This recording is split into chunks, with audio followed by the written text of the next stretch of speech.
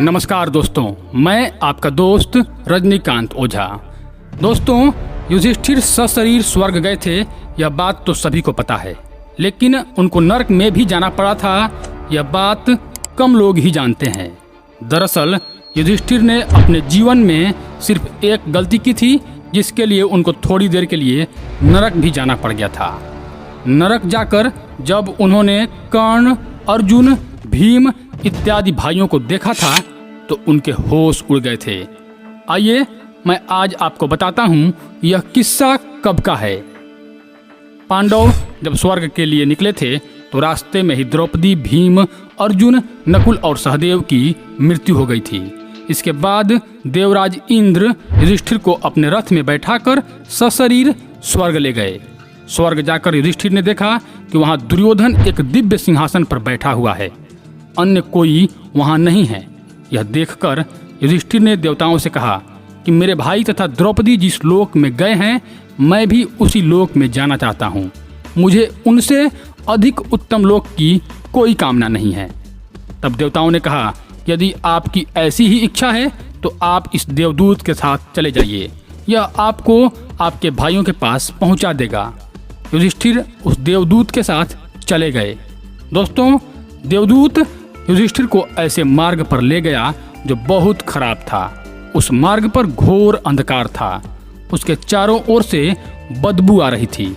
इधर उधर मुर्दे दिखाई दे रहे थे। लोहे की चोंच वाले कौवे और गिद्ध मंडरा रहे थे। वह असीपत्र नामक नरक था।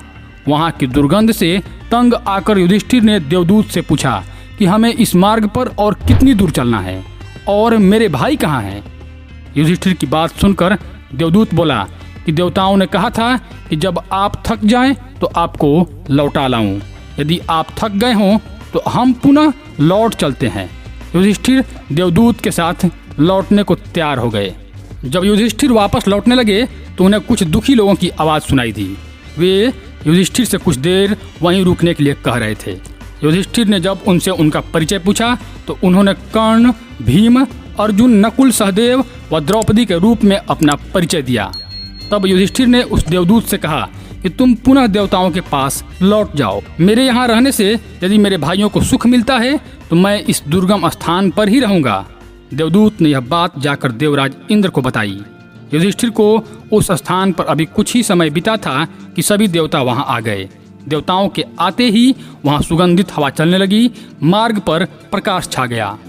तब देवराज इंद्र ने युधिष्ठिर को बताया कि तुमने अश्वत्थामा के मरने की बात कहकर छल से द्रोणाचार्य को उनके पुत्र की मृत्यु का विश्वास दिलाया था। द्रोणाचार्य के पूछने पर तुमने कहा था, नरो या कुंजरो, अश्वत्थामा मरो। इसी के परिणाम स्वरूप तुम्हें भी छल से ही कुछ देर तक नरक के दर्शन पड़े। अब तुम मेरे साथ स्वर्ग चलो। तुम्हारे भाई व अन्य वीर पहले ही वहाँ पहुँच गए हैं।